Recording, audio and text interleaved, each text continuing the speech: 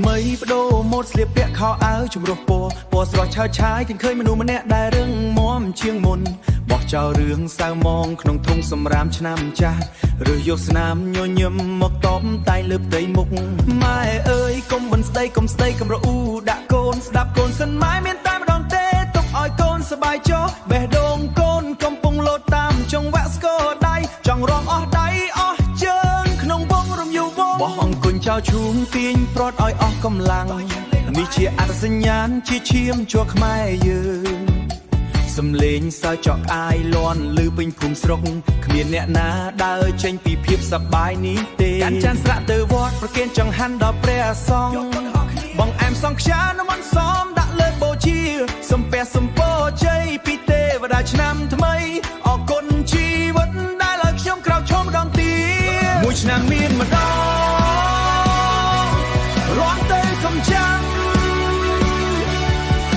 ឆ្នាំថ្មីបេះដូងថ្មីសប្បាយចុះខ្មែរ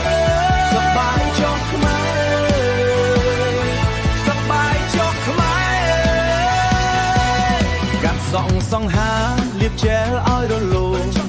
អើសើមិនសោះដៃកេះដុតកាត់កន្ទុយសួយឆ្នាំចាស់ខ្ញុំសងខ្លួនឯងឡើងវិញពីគំនោនៃកំហុសឈាមក្នុងខ្លួនពុះកញ្ជ្រោចង់ជួបសេរីសួស្ដី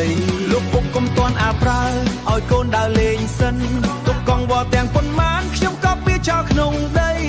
ថ្ងៃនេះសូមស្រែកច្រៀងឲ្យផ្អើលដល់ឋានទេវតារំសប្បាយនឹងគេក្នុងមហាសង្គ្រាមខ្មែរដៃកាន់ឈូងបោះទៅភ្នែកសំឡឹងរកគូទីប្រត់ឲ្យរឹងដៃឈ្នះឬចាញ់មិនសំខាន់យើងនៅជុំគ្នារក្សាតម្លៃដូនតាស្មារតីកូនខ្មែរមិនដែលរលាយតាមខ្យល់សំពះសំខាម៉ាតូចំពោះអ្នកមានគុណយកនំចំណីប្រគេនសង្ស័នសម្បុនពន្លឺទៀនធូបនាំផ្លូវខ្ញុំទៅរក